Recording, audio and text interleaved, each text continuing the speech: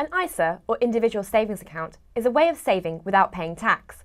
Usually, when you save or invest money, you have to pay at least 20% of the interest you make to the taxman, not to mention capital gains tax. When you save in an ISA, however, the taxman won't get a penny. The ISA is a wrapper which protects your savings. There are two main types of ISA: cash ISAs and stocks and shares ISAs. Cash ISAs work in exactly the same way as other savings accounts. The only difference is that the interest is paid without tax being deducted. Stocks and shares ISAs are a little more complicated.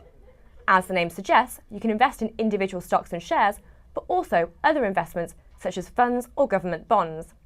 Exactly what you're able to invest in depends on the ISA.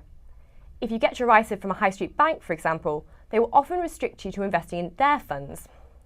It's important to understand the difference between the tax wrapper and the investments inside it. If you want complete control over what you're investing in, you need what's called a self-select ISA. The most you can invest in one tax year is £10,680. Of this, the maximum amount you can invest in a cash ISA is £5,340, and then the remainder must go into a stocks and shares ISA. You can, however, choose to place the whole £10,680 into a stocks and shares ISA. When the new tax year starts on the 6th of April, this limit is set to increase by inflation to £11,280. But you need to be aware that if you use your allowance, then decide you want to withdraw money, you can't then reinvest it until the next tax year. For example, if you put £5,340 into a cash ISA, then withdraw £2,000, your allowance remains used up even though you've only saved £3,340. In other words, you shouldn't treat your ISA like a bank account.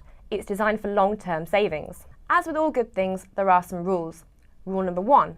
You have to be over 16 to invest in a cash ISA and over 18 to invest in a stocks and shares ISA. That said, there is now also an account called the Junior ISA, which was introduced in 2011 to cater for children. Rule number 2. You need to be a UK resident. Rule number 3. You can only invest in one cash ISA and one stocks and shares ISA each year. Though with many ISAs, you can transfer investments made in previous tax years without using up this year's allowance.